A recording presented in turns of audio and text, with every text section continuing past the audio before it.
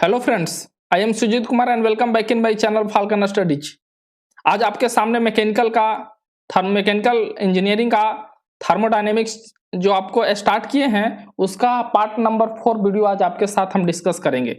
और मतलब जितना भी क्वेश्चन जो मुझे लगा इम्पोर्टेंट वो मैं इस वीडियो में आपको डिस्कस कर रहा हूँ। इसमें क्वेश्चन थोड़ा सा ज़्यादा है और देखिए वीडियो कितना लंबा होता है, लेकिन इसमें क्या है बहुत ही इंपॉर्टेंट क्वेश्चन को मैंने ऐड किया है और उसके साथ क्या है ना इंपॉर्टेंट कॉन्सेप्ट आपके साथ मैं डिस्कस करूंगा। और ये आपको जो एग्जाम में होने वाला है जैसे राजस्थान जेईई उसके लिए इम्पॉर्टेंट है। जो भी एग्जाम होने वाले हैं उसके लिए वीडियो बहुत ही ज़्यादा इम्पॉर्टेंट होने वाला है।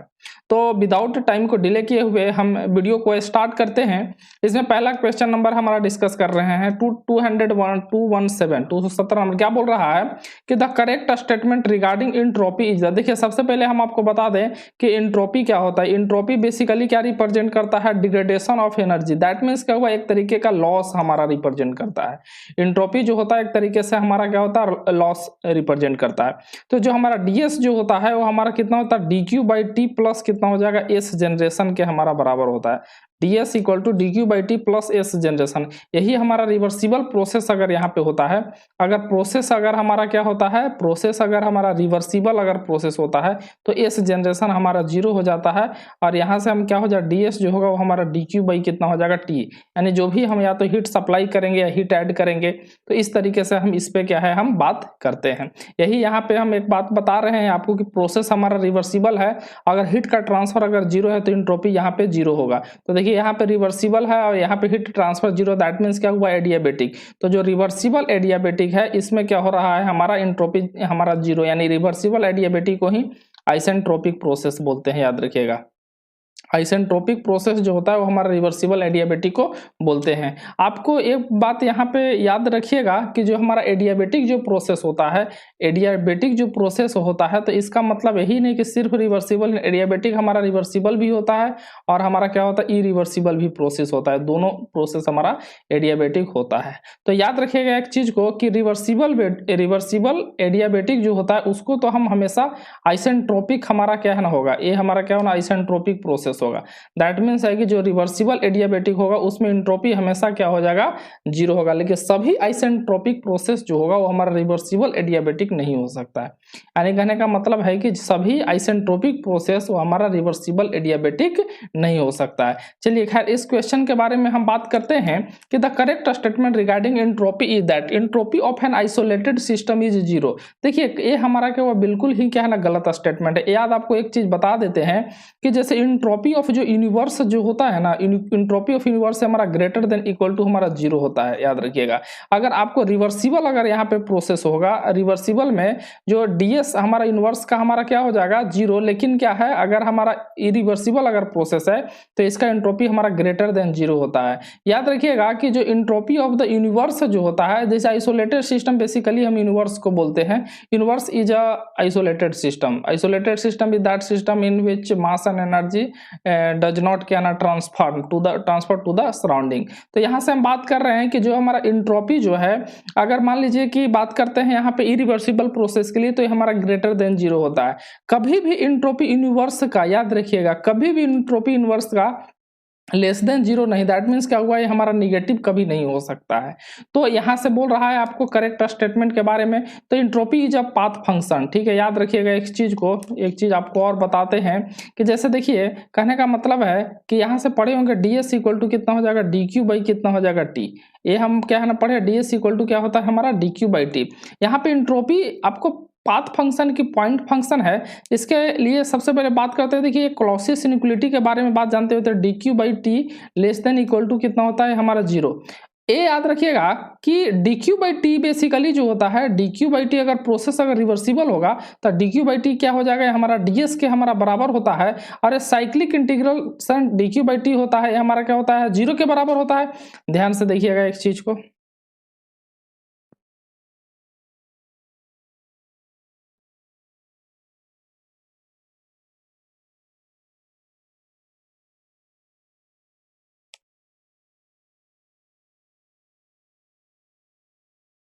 हाँ, यहां से आपको मैं बता रहा हूं एक चीज को, आप क्या ना समझिए हाँ, यहाँ से एक चीज को मैं बता रहा हूँ, यहाँ पे समझिए कि जैसे इंटीग्रेशन ऑफ क्या हो जाएगा D Q by T, cyclic integration of D Q by T, ए हमारा लेस देन इक्वल टू कितना होता है, हमारा जीरो होता है। इसको हम क्या बोलते हैं, क्लाउसियस इनइक्वलिटी बोलते हैं।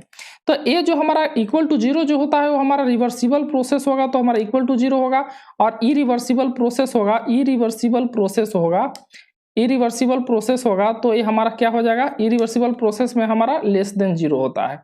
तो एक चीज आपको हम बता रहे हैं कि डी क्यू बाई टी जो है वो हम आपको क्या बताया, डी एस के भी बराबर। तो ये जब प्रोसेस अगर मान लीजिए रिवर्सिबल होगा तो यहाँ से हम लिख सकते हैं कि डी क्यू बाई टी जो है वो हमारा जीरो के बराबर है, और डी क्यू बाई टी जो है वो एक तरीके से किसके बराबर है, ये हमारा डी एस के बराबर लिख सकते हैं। तो डी एस जीरो, हम आपको क्या बताए हैं कि साइक्लिक इंटीग्रेशन अगर किसी भी, अगर मान लीजिए कि जो भी फंक्शन उसका साइक्लिक इंटीग्रेशन अगर जीरो होता है तो कभी भी ये पाथ फंक्शन नहीं होता है, कभी भी ये हमारा पाथ फंक्शन नहीं होता है। ये हमारा क्या होता है, हमेशा पॉइंट फंक्शन होता है।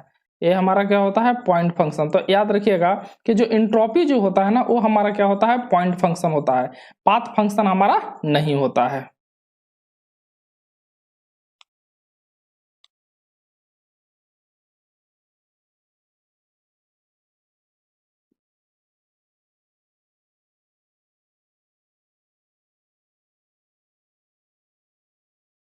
हाँ, तो यहाँ से हम आपको क्या बता रहे हैं कि एंट्रोपी कभी भी हमारा क्या होता है, पाथ फंक्शन नहीं होता, ये हमारा क्या होता है, पॉइंट फंक्शन होता है। ये चीज आपको हम बता रहे हैं। तो याद रखिए कि ए entropy of entropy is a path function, ये हमारा नहीं होगा। याद रखिएगा एक चीज को कि इंट्रोपी जनरेशन अगर यहाँ पे बात करता ना तो इंट्रोपी जनरेशन हमारा पाथ फंक्शन होता है, लेकिन इंट्रोपी हमेशा पॉइंट फंक्शन होता है। Entropy can be obtained from a direct measurement of Q and T. During a change of a state of a system, the entropy change is the same whether the change has occurred by reversible। देखिए याद रखिएगा, reversible और irreversible process अगर है तो यहाँ पे जो है बोल रहा है कि जो स्टेट का अगर मान लीजिए सिस्टम के स्टेट अगर चेंज होता है तो उसमें एंट्रोपी चेंज क्या होता है, हमारा सेम होता है। तो ऑप्शन सी जो होगा इसका करेक्ट आंसर होगा। दैट मीन्स क्या होगा, 217 का option number see the correct answer. बाकी जो इन्फॉर्मेशन है जो हम आपको यहाँ पे डिस्कस किए हैं। यहाँ पे अगर हम नेक्स्ट बात करते हैं यहाँ पे कि when a system undergoes a process such that del Q, देखिए यहाँ पे वही चीज यहाँ पे डिस्कस कर रहा है। हम आपको अभी जो बताएं कि देखिए डी क्यू बाई टी जो होता है वो हमारा less than equal to zero होता है। इसको हम क्या बोलते हैं, क्लाउसियस इनइक्वलिटी। यहाँ पे जो इक्वल टू जीरो जो होता है हमारा रिवर्सिबल के लिए बात किए, और लेस देन हमारा क्या होता है, इरिवर्सिबल के लिए बात किए। यहाँ पे क्या बोल रहा है कि हमारा इक्वल टू जीरो है, और यहाँ पे क्या डेल एस जो है ना वो हमारा ग्रेटर देन हमारा जीरो है। तो एक बात बताइए, डी क्यू बाई टी को अगर हम क्या है लिख सकते हैं, डी क्यू बाई टी जो है हमारा लेस देन इक्वल टू कितना है, हमारा डी एस अगर है तो ये अगर मान लीजिए जीरो अगर मान लीजिए है ए, दैट ए हमारा क्या हुआ, जीरो अगर है, ए हमारा D Q by T zero है, यानी कहने का मतलब है कि यहाँ पे बोल रहा है कि डेल एस जो है वो हमारा जीरो से ए ज्यादा बड़ा है। तो देखिए del S greater than zero, यहाँ से अगर इसको जीरो लिख लीजिएगा तो ये हमारा क्या हो जाएगा, D S greater than zero. ए जब होता है तो हमारा क्या होता है, रिवर्सिबल प्रोसेस। तब प्रोसेस जो होगा हमारा क्या हो जाएगा, इरिवर्सिबल एडियाबेटिक होगा। अगर ये हमारा इक्वल टू जीरो रहता तो हमारा क्या होता, रिवर्सिबल प्रोसेस होता। और याद रखिएगा कि डी एस अगर लेस देन अगर जीरो अगर आ जाए ना तो ये हमारा इम्पॉसिबल होता है, ये हमारा इम्पॉसिबल होता है। याद रखिए, जो कि हमारा क्या ना पॉसिबल, यानी कभी भी लॉस हमारा हो ही नहीं, ऐसा कभी हो ही नहीं सकता है। यहाँ पे चलिए नेक्स्ट क्वेश्चन के बारे में बात करते हैं, और ये थोड़ा सा क्या ना ठीक क्वेश्चन है, बात देखते हैं इसको क्या बोल रहा है। An ideal gas is flowing through an insulated pipe. देखिए इंसुलेटेड पाइप क्या है ना, एक आपके सामने क्या है ना हम यहाँ पे बना रहे हैं। Insulated pipe eight the rate of 3 kg पर सेकेंड, मास फ्लो रेट इसका दिया हुआ है आपके पास 3 kg पर सेकेंड आपको दिया हुआ है। There is a 10% pressure drop from inlet to, अगर मान लीजिए 1 इनलेट को ले लेते हैं 2 आउटलेट को ले लेते हैं तो 10% यहाँ पे प्रेशर का ड्रॉप हो रहा है। दैट मीन्स अगर P1 को अगर हम पी लेते हैं तो P2 जो है हमारा क्या हो जाएगा, 0 पॉइंट कितना हो जाएगा, 9 हो जाएगा, 0.9 P यहाँ पे ले लेंगे। उसके बाद क्या बोल रहा है कि drop from the inlet to exit temperature, ठीक है।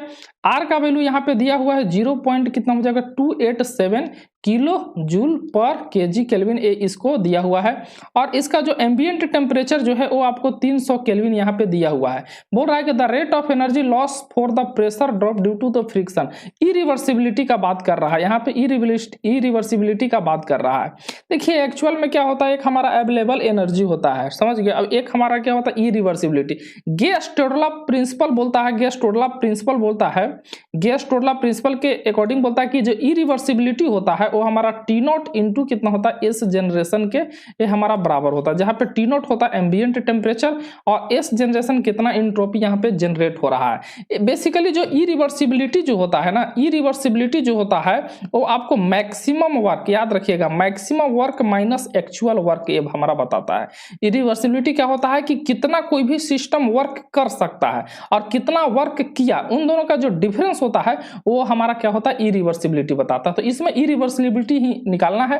तो इसको निकालने से पहले सबसे पहले आपको क्या करना पड़ेगा, इस जनरेशन निकालना पड़ेगा, इंट्रोपी जनरेशन निकालना पड़ेगा। तो इंट्रोपी जनरेशन निकालने के लिए हम क्या करेंगे, यहाँ से हम यहाँ P1 यहाँ दिया हुआ है, P2 दिया हुआ है, तो यहाँ से हम बात करते हैं और यहाँ पे क्या दिया हुआ है हमारा मास फ्लो रेट यहाँ पे दिया हुआ है। चलिए कोई बात नहीं है। तो अगर हम बात करते हैं तो एमसीपी, देखिए एमसीपी एलएन कितना होता है हमारा T2 अपॉन कितना हो जाएगा T1 अब माइनस कितना हो जाएगा आर एलएन कितना होता है हमारा P2 अपॉन कितना हो जाएगा P1। ये हमारा फॉर्मूला किसके फॉर्म में, जब सीपी यहाँ पे ले रहे हैं तो टेम्परेचर और प्रेशर के फॉर्म में हमारा फॉर्मूला होता है। तो एक चीज बता रहे हैं आपको, यहाँ T1 और T2 यहाँ पे कुछ यहाँ पे इसका मेंशन नहीं है, इस चीज को यहाँ पे खत्म करते हैं तो माइनस आर एलएन यहाँ पे कितना हो जाएगा P2 मतलब 0. क्या हो जाएगा 9p डिवाइडेड बाई कितना हो जाएगा यहाँ पे p। तो यहाँ से बात करेंगे तो ये हमारा माइनस आर के जगह पे 0.287 दिया हुआ है एलएन, यहाँ से कैंसिल हो जाएगा तो 0.9 आएगा। अगर हम वैल्यू निकालते हैं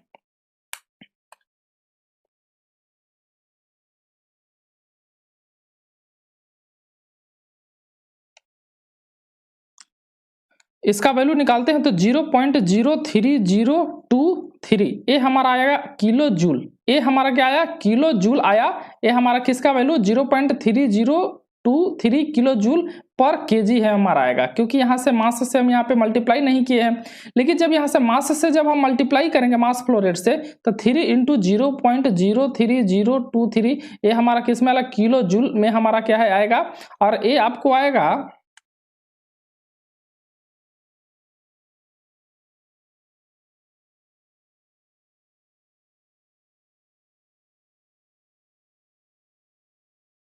ये आपका आएगा 0.09069।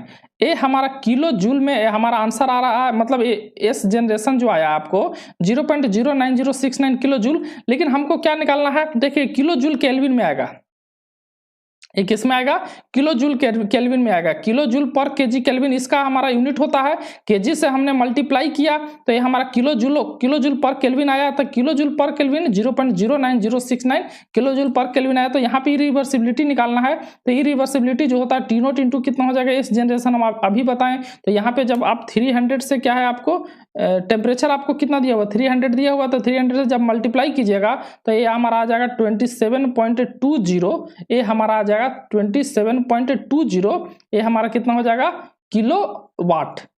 कहने का मतलब है यहाँ देखिए ये हमारा कितना हो जाएगा जूल पर केल्विन है, लेकिन यहाँ पे देखिए पर सेकंड यहाँ पे बोल रहा है, यहाँ पे कितना है पर सेकंड। दैट मीन्स क्या होगा, दिया हुआ है कितना 3 kg पर सेकंड यहाँ पे दिया हुआ है। उसके बारे में बात करते हैं, देयर इज 10% क्या pressure drop from inlet to, यहाँ P1 यहाँ पे P दिया हुआ है, P2 is equal to 0.9p दिया हुआ है, R का वैल्यू दिया हुआ है, TO यहाँ पे दिया हुआ है। इरिवर्सिबिलिटी यहाँ पे क्या करना है बताने के लिए बोल रहा है, ठीक है। T not into S generation Gouy Stodola principle के अकॉर्डिंग इरिवर्सिबिलिटी जो होता है और T not into S generation होता है। और इरिवर्सिबिलिटी हम आपको पहले भी बता चुके हैं, हमारा मैक्सिमम वर्क माइनस क्या होता है एक्चुअल वर्क के बराबर होता है।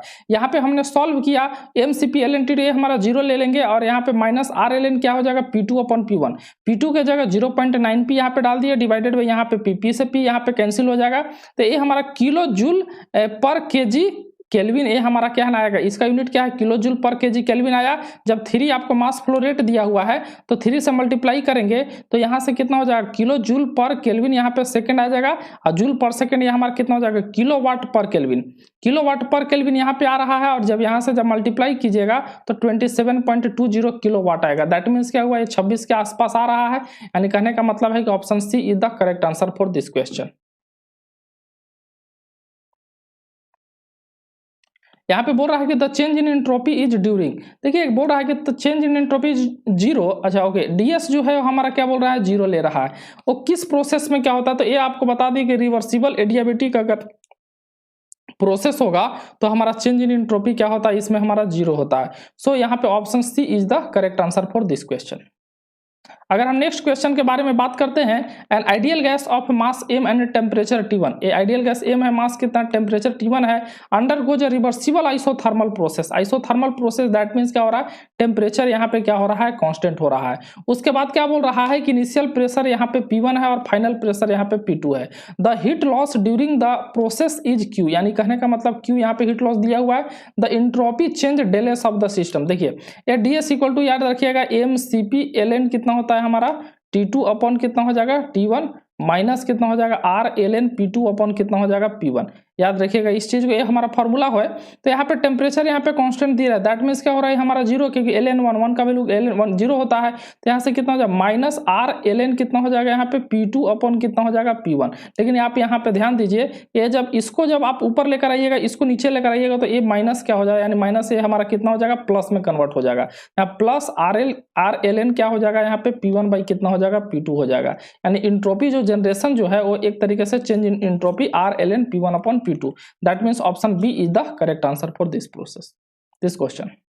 यहाँ पे बोलते हैं नेक्स्ट क्वेश्चन में कि anything that generally generates entropy always, याद रखिएगा ये बहुत ही इंपॉर्टेंट क्वेश्चन है कि यहाँ पे बोल रहा है कि अगर इंट्रोपी अगर आप इंक्रीज कर रहे हैं तो इसमें क्या चेंज होगा। तो याद रखिएगा कि जब इंट्रोपी इंक्रीज करेंगे ना तब प्रेशर हमेशा क्या होता है, यहाँ पे डिक्रीज होता है।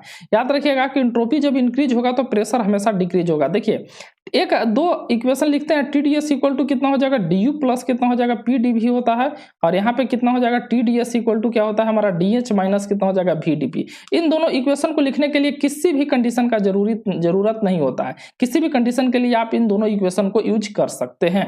तो यहाँ से हम बात करते हैं TdS equal to DH minus VdP। देखिए TdS इक्वल टू कितना हो जाएगा DH माइनस VdP। अगर मान लीजिए यहाँ पे कॉन्स्टेंट अगर टेम्परेचर प्रोसेस में अगर मान लीजिए आइसोथर्मल में हमारा जीरो हो गया तो ये हमारा कितना हो जाएगा TdS equal to minus VdP। तो यहाँ से बात करते हैं तो यहाँ से DS डिवाइडेड बाई कितना हो जाएगा DP का वैल्यू यहाँ पे क्या हो जाएगा माइनस V बाई कितना हो जाएगा माइनस V बाई T हो जाएगा। यहाँ से क्या पता चल रहा है कि अगर इंट्रोपी अगर मान लीजिए यहाँ पे इंक्रीज कर रही है हमारा हमेशा क्या हो जाएगा ये निगेटिव दे रहा है। दैट मीन्स इंट्रोपी अगर इंक्रीज करेंगे ना तो प्रेशर हमेशा क्या हो जाएगा यहाँ पे डिक्रीज करेगा, अगर इंट्रोपी डिक्रीज करेंगे तो प्रेशर हमारा इंक्रीज होगा। So option B is the correct answer for this question, option B इसका क्या होगा हमारा करेक्ट आंसर होगा।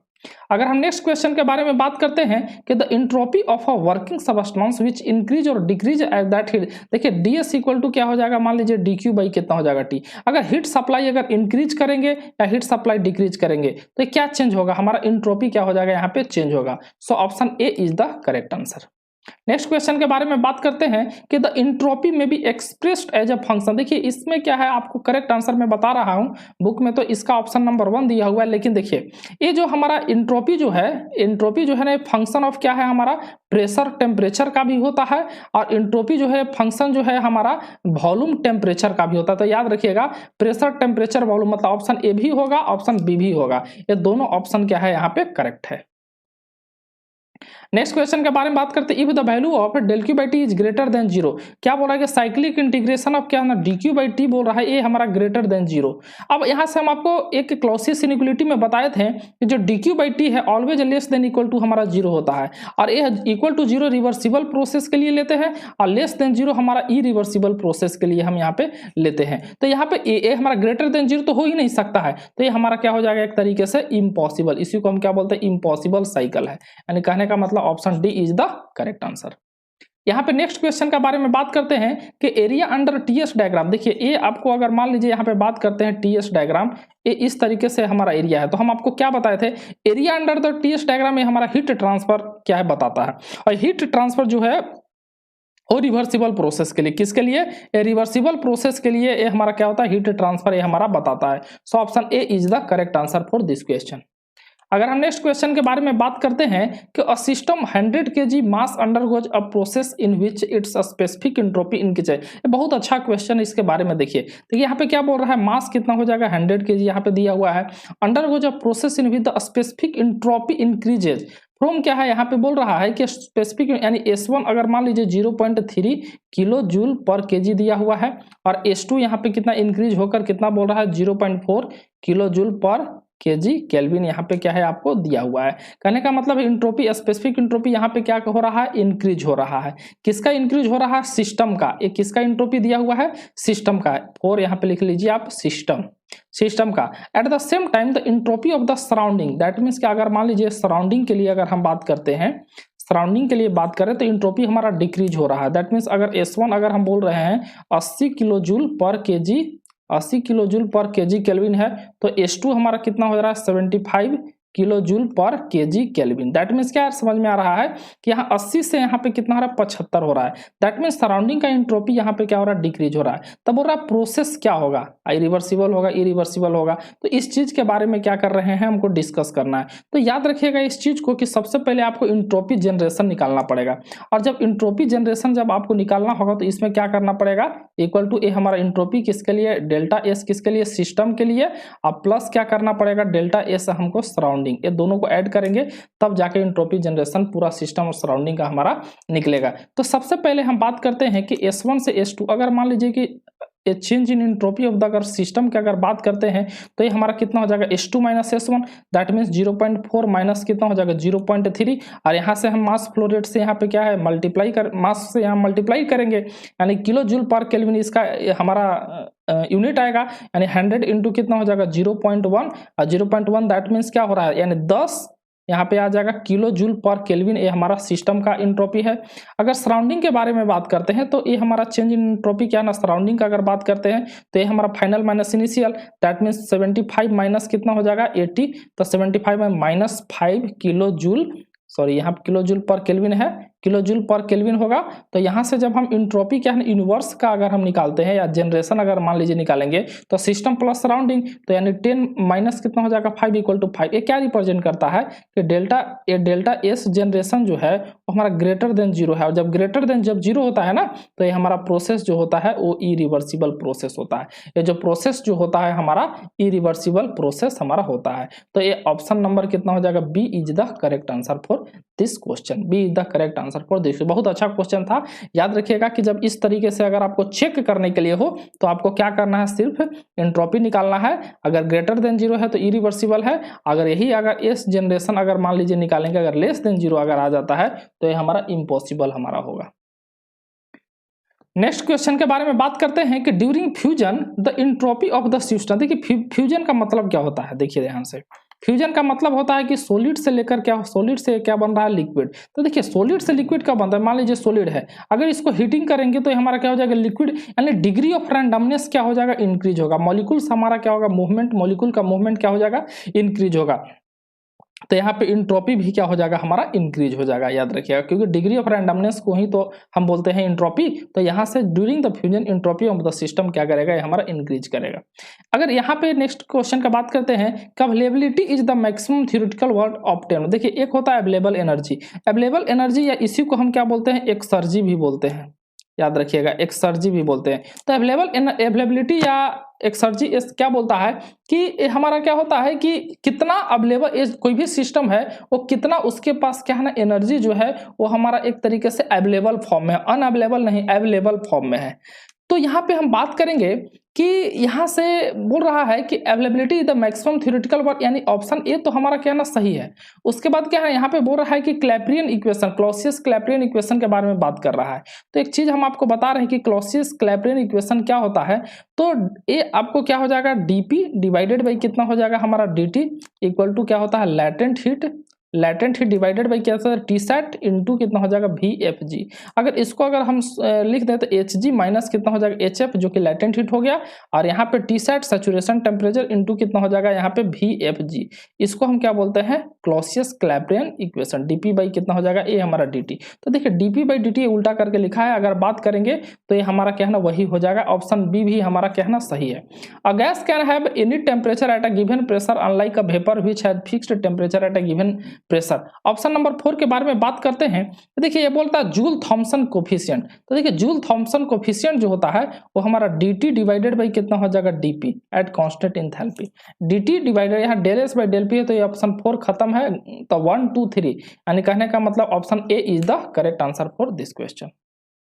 यहाँ पे बोल रहा है नेक्स्ट क्वेश्चन में कि जो इरिवर्सिबिलिटी जो है वो किससे एसोसिएटेड है। तो याद रखिएगा कोई इरिवर्सिबिलिटी जो है एक तरीके से लॉस ऑफ क्या ना क्वालिटेटिव एनर्जी से हमारा रिलेटेड है। देखिए दो तरीके का एनर्जी होता है, एक हमारा क्वांटिटेटिव एनर्जी, एक क्वांटिटेटिव एनर्जी होता है, एक हमारा क्या होता है क्वालिटेटिव एनर्जी, क्वालिटेटिव एनर्जी। तो जो क्वांटिटेटिव एनर्जी जो होता है ना, वो हमारा क्या होता है, फर्स्ट लॉ ऑफ थर्मोडायनेमिक्स से हमारा रिलेटेड है, और क्वालिटेटिव एनर्जी जो होता है वो हमारा सेकंड लॉ ऑफ थर्मोडायनेमिक्स से रिलेटेड है। और सेकंड लॉ ऑफ थर्मोडायनेमिक्स से ही हमारा एंट्रोपी का कॉन्सेप्ट आता है, ये आपको याद है। तो जो इरिवर्सिबिलिटी जो है यानी एक तरीके से लॉस ऑफ एनर्जी है, वो हमारा किसका लॉस है, क्वालिटेटिव एनर्जी का हमारा लॉस रिप्रेजेंट कर रहा है। यहां से हम नेक्स्ट क्वेश्चन के बारे में बात करें तो the exergy of the system will depends. देखिए एक्सर्जी क्या होता है कि exergy is defined as the system.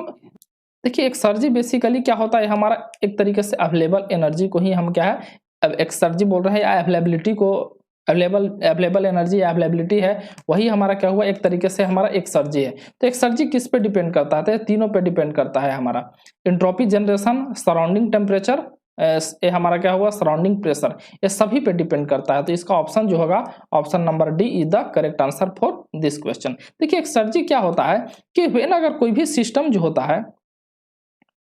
होता है, अगर हमारा कितना होता है, डेड स्टेट में चला जाता है, क्या होता है, ये मैक्सिमम क्या बोलता है, डिलीवर एनर्जी को डिलीवर करता है when the system attends to dead state. अगर मान लीजिए कि सिस्टम क्या होता है, डेड स्टेट क्या होता है, अटेंड कर लेता है, और डेड स्टेट अटेंड करने तक वो जितना एनर्जी डिलीवर्ड करता है, जितना वर्क डिलीवर करता है, वो सब क्या होता है, हमारा एक्सर्जी। डेड स्टेट क्या होता है कि जब सिस्टम जो होता है ना, वो सराउंडिंग के साथ, जो सिस्टम जो होता है वो हमारा क्या होता है, सराउंडिंग के साथ क्या होता है, थर्मोडायनेमिकली इक्विलिब्रियम होता है। थर्मोडायनेमिकली इक्विलिब्रियम जब अटेंड कर लेता है, यानी कोई भी सिस्टम सराउंडिंग के साथ अगर थर्मोडायनेमिकली मतलब कोई भी हीट का यहाँ पे ट्रांसफर नहीं हो रहा है, दैट मीन्स वो सिस्टम क्या होता है, हमारा डेड स्टेट उसको हम बोलते हैं। तो उस कोई भी सिस्टम जब हमारा डेड स्टेट में पहुंचता है तो क्या करेगा, एक तरीके से हमारा एनर्जी यानी जो भी अवेलेबल एनर्जी जो है वो हमारा क्या रिप्रेजेंट कर रहा है कि कोई भी सिस्टम हमारा डेड स्टेट तक पहुंचने तक जो एनर्जी डिलीवर करता है वो सब हमारा क्या होता है, एक्सर्जी होता है। और डेड स्टेट हम आपको बता दिए कि यह होता है, डेड स्टेट क्या होता है कि सिस्टम जो होता है सराउंडिंग के साथ थर्मोडायनेमिकली इक्विलिब्रियम जब कंडीशन में आ जाता है, थर्मोडायनेमिकली इक्विलिब्रियम कंडीशन में, तो उस स्टेट को हम क्या बोलते हैं, डेड स्टेट बोलते हैं। यहां से देखिए इरिवर्सिबिलिटी क्या होता है, हम आपको बताया था कि इरिवर्सिबिलिटी क्या होता है, ये बेसिकली रिप्रेजेंट करता है मैक्सिमम वर्क माइनस क्या होता है, एक्चुअल वर्क को ये हमारा रिप्रेजेंट करता है, यानी option A is the correct answer for this question. अगर हम नेक्स्ट क्वेश्चन के बारे में बात करें कि heat reservoir is maintained eight, देखिए T1 यहाँ पे टेम्परेचर दिया हुआ है 927 डिग्री सेंटीग्रेड, मतलब इसको केल्विन में बदलेंगे, 927 प्लस 273 यहाँ पे कर दीजिए, तो 7 3 10 की 0, 7 2 9 1 10 9 2 1 1200 केल्विन यहाँ पे आ रहा है T1। T2 टेम्परेचर यहाँ पे कितना हो जाएगा, 27 डिग्री सेंटीग्रेड, दैट मीन्स क्या हो जाएगा, 300 केल्विन। बोल रहा है कि the availability of the heat from the reserve, availability निकालने के लिए, अवेलेबिलिटी अगर हमको क्या है ना निकालना है, तो अवेलेबिलिटी के लिए हो जाएगा फार्मूला 1 माइनस कितना हो जाएगा हमारा T2 डिवाइडेड बाई कितना हो जाएगा T1, दैट मीन्स 1 माइनस कितना हो जाएगा 300 बाई कितना हो जाएगा 1200, तो 1200 में से 300 हो जाएगा तो हमारा कितना हो जाएगा 900 बाई कितना हो जाएगा 1200, ये खत्म 3 3 9 3 4 12 475%, 75% जो होगा वो हमारा अवेलेबिलिटी होगा। Option C is the correct answer for this question. यहाँ पे नेक्स्ट क्वेश्चन के बारे में हम बात कर रहे हैं कि देखिए यहाँ पे क्या बोल रहा है, if a system available energy, इसके पास क्या दिया हुआ है 949.2 किलो जूल, ये हमारा अवेलेबल एनर्जी है, and change in available energy, change in क्या है अवेलेबल एनर्जी इसके पास है 1319.2 किलो जूल, एंड इफेक्टिवनेस बोल रहा है, तो इफेक्टिवनेस क्या होता है हमारा हमारा क्या हो जाएगा, अवेलेबल एनर्जी डिवाइडेड बाई क्या हो जाएगा, चेंज इन अवेलेबल एनर्जी के बराबर होगा। तो अवेलेबल एनर्जी क्या हो जाएगा 949.2 डिवाइडेड बाई 1319.2, इसको जब आप सोल्व कीजिएगा 71 कितना 9%, ये आपका क्या हो जाएगा, आंसर होगा। अगर हम यहाँ पे नेक्स्ट क्वेश्चन है, बहुत ही अच्छा क्वेश्चन है, हाँ देखते हैं कैसा है कि ए हीट इंजन रिसीव्स, देखिए सबसे पहले हीट इंजन के बारे में बात करें, ये हमारा हायर टेम्परेचर होता है, उसके बाद क्या हो जाएगा हमारा हीट इंजन है, और यहाँ से क्या लोअर टेम्परेचर पे हमारा डिलीवर करता है, एक QH है हमारा हीट सप्लाइड है, ये हमारा QR हीट रिजेक्टेड है, और ये हमारा क्या हो जाएगा वर्क आउटपुट है। क्या बोल रहा है कि the heat engine receive heat from a source at 1200 kelvin, that means TH का वैल्यू दिया हुआ है 1200 केल्विन, और at the rate of 500 kilo watt, ए हमारा QH के जगह पे हमारा 500 किलोवाट दिया हुआ है। And reject the waste heat to medium at 300 kelvin, ये हमारा 300 केल्विन दिया हुआ है। The power output of the heat engine, that means work यहाँ पे दिया हुआ 180 किलोवाट, ये हमारा वर्क दिया हुआ है। What will be the irreversibility, ये हमारा इरिवर्सिबिलिटी क्या होता है हमारा, याद रखिएगा क्या होता है, मैक्सिमम वर्क माइनस क्या होता है, एक्चुअल वर्क। एक्चुअल वर्क आपको 180 दिया हुआ, मैक्सिमम वर्क आपको क्या करना है, निकालना है। तो मैक्सिमम वर्क निकालने के लिए क्या करेंगे, सबसे पहले इफिशियंसी निकालिए, रिवर्सिबल इफिशियंसी निकालिए, मैक्सिमम इफिशियंसी। तो 1 माइनस के मैक्सिमम इफिशियंसी क्या होता है हमारा, रिवर्सिबल जो हम निकालते हैं वही हमारा मैक्सिमम इफिशियंसी होता है, क्योंकि रिवर्सिबल इफिशियंसी जो होता है वो मोर देन होता है इरिवर्सिबल इफिशियंसी। तो 1 माइनस कितना हो जाएगा, T2 अपन कितना हो जाएगा, T1। तो 1 माइनस 300 डिवाइडेड बाई कितना हो जाएगा यहाँ पे 1200, 1200 में से 300 जाएगा तो 900 बाई कितना हो जाएगा यहाँ पे 1200। दैट मीन्स यहाँ पे 2 0 से 2 0, यानी कहने का मतलब है कि यहाँ पे 9/12 है, 3 3 जा 9 3, यानी कहने का मतलब 3/4। तो देखिए इफिशियंसी यहाँ पे 3/4 हो गया। इफिशियंसी क्या होता है, work done upon heat supplied, तो work done divided by heat supplied आपकी कितना दिया 500। तो यहाँ से जब इसको आप कैलकुलेट कीजिएगा तो वर्क डन आपको कितना आ जाएगा 500 इंटू कितना हो जाएगा 3 बाई कितना हो जाएगा 4, तो ये हमारा कितना हो जाएगा 125, यानी कहने का मतलब है 25 75 या 375 किलो वाट, ये हमारा क्या आ रहा है, वर्क डन, जो कि एक तरीके से मैक्सिमम वर्क डन ये हमारा रिप्रेजेंट करता है। तो जो इरिवर्सिबिलिटी जो होता है वो मैक्सिमम वर्क मतलब 375 किलोवाट और माइनस एक्चुअल वर्क 180 किलोवाट आपको दिया हुआ है। जब इसको माइनस कीजिएगा तो 5 हो जाएगा, 17 के 9, 195 किलोवाट जो होगा यही हमारा क्या होगा, इरिवर्सिबिलिटी होगा। Option A is the correct answer for this question. हाँ दोस्तों, तो ये नेक्स्ट क्वेश्चन हम बात कर रहे हैं कि व्हेन 25 kg ऑफ वाटर, देखिए बहुत अच्छा क्वेश्चन है, इसके बारे में क्या है ना पहले डिस्कस करते हैं। ये बेसिकली कॉन्सेप्ट क्या है कि देखिए इस तरीके से क्या है ना, ये हमारा चैम्बर है, इस तरीके से चैम्बर है जिसमें चैम्बर नंबर 1 और चैम्बर नंबर 2 इस तरीके से इसको बांट दिया गया है। उसके बाद जब ये मिक्सिंग करेंगे तो मान लीजिए कि हमारा चैम्बर नंबर कितना हो जाएगा, हमारा 3। तो इसका टेम्परेचर यहाँ पे T1 दिया हुआ, इसका टेम्परेचर T2 दिया हुआ, तो जो फाइनल टेम्परेचर मान लीजिए यहाँ पे कितना हो रहा है, T यहाँ पे क्या अचीव होगा। यहाँ पे क्या हो जाएगा, इसका भी मास दिया हुआ है M1 और इसका भी क्या है मास यहाँ पे क्या दिया हुआ है, M2 दिया हुआ है। तो एक बात बता रहे हैं कि जब इसको क्या है ना मिक्सिंग करेंगे तो जो भी चैम्बर का जो हमारा internal change in internal energy क्या है ना फर्स्ट चैम्बर का और plus change in internal energy second chamber का, वो हमारा कितना हो जाएगा, 0 के हमारा बराबर होगा। यहाँ से आपको क्या पता चलेगा कि यहाँ पे टेम्परेचर जो फाइनल टेम्परेचर जो अचीव हो रहा है वो कितना है। उसके बाद यहाँ पे इंट्रोपी निकालेंगे और आपको जो निकालना है वो रिवर्सिबिलिटी मतलब decrease in available energy, that means reversibility आपको निकालना है। तो T0 इंटू एस जनरेशन आपको वहां से करना पड़ेगा। सबसे पहले हम इसको करके यहाँ पे फाइनल टेम्परेचर कितना है उसको निकालते हैं। तो क्या हो जाएगा MC कितना हो जाएगा हमारा डेल्टा T, तो डेल्टा T कितना हो जाएगा T माइनस कितना फाइनल टेम्परेचर T यहाँ पे एज्यूम कर रहे हैं, तो T माइनस कितना हो जाएगा यहाँ पे T1। तो यहाँ सबसे पहले कुछ गिवन डेटा हम यहाँ पे आपको लिखते हैं कि जैसे देखिए M1 यहाँ पे कितना दिया हुआ है 25 kg दिया हुआ है। उसके बाद कितना हो जाएगा T1 के जगह पे यहाँ पे 95 प्लस कितना हो जाएगा 273 यहाँ पे कर दीजिए। तो 5 3 8 है 9 1 2 9 7 16 की 6 2 1 368 यहाँ पे क्या केल्विन हो गया। और M2 के जगह पे यहाँ पे कितना दिया हुआ 35 kg दिया हुआ है और यहाँ पे T2 यहाँ पे कितना दिया हुआ 35 डिग्री सेंटीग्रेड। 35 डिग्री सेंटीग्रेड मतलब 273 इसमें ऐड कर दीजिए तो ये भी कितना हो जाएगा 5 3 8 और 7 3 10 की 308 केल्विन हो जाएगा।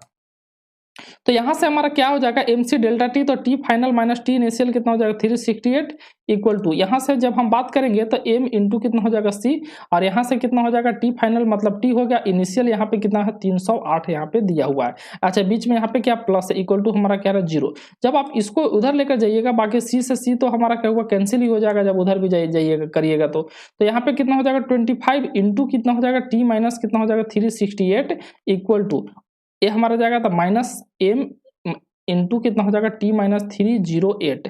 तो एक बात बता रहे हैं जैसे माइनस यहाँ पे कॉमन लीजिएगा तो यहाँ पे कितना हो जाएगा 35 यहाँ पे 308 माइनस कितना हो जाएगा T यहाँ पे आ जाएगा। तो यहाँ से कितना हो जाएगा 25 इंटू T माइनस 368 आएगा। जब यहाँ से कैंसिल कीजिए तब 5 5 जा, यहाँ से कितना हो जाएगा 5 7 जा, तो यहाँ से जब मल्टीप्लाई कीजिएगा तब 5T माइनस कितना हो जाएगा 5 इंटू 368 इक्वल टू यहाँ से हो जाएगा 7 इंटू 308 और माइनस कितना हो जाएगा 70। तो यहाँ से 70 इधर जाएगा तो ये हमारा 12T बन जाएगा, और ये माइनस इधर तो प्लस हो जाएगा, तो यानी 7 इंटू कितना हो जाएगा 308, अब प्लस कितना हो जाएगा 5 इंटू 368।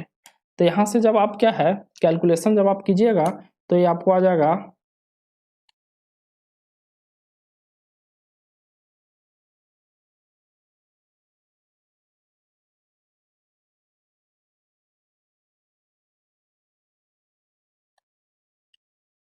हाँ, जब कैलकुलेशन जब आप कीजिएगा तो ये हमारा टी का वैल्यू आ जाएगा 333 केल्विन। ये हमारा कितना हो जाएगा 333 केल्विन। ये 333 केल्विन जो है वो हमारा क्या रिप्रेजेंट कर रहा है, फाइनल टेम्परेचर यहाँ पे रिप्रेजेंट कर रहा है। तो आपको हम बता रहे हैं कि सबसे पहले S1 निकालिए। तो S1 कैसे निकालिएगा, यहाँ से कितना हो जाएगा m इंटू कितना हो जाएगा c इंटू ln कितना हो जाएगा यहाँ पे TF डिवाइडेड बाई कितना हो जाएगा यहाँ पे T1। उसके बाद क्या है ना S2 निकालेंगे, तो S2 के लिए कितना हो जाएगा M2 इंटू कितना हो जाएगा हमारा C2, M2 इंटू कितना हो जाएगा यहाँ पे C2। उसके बाद क्या हो जाएगा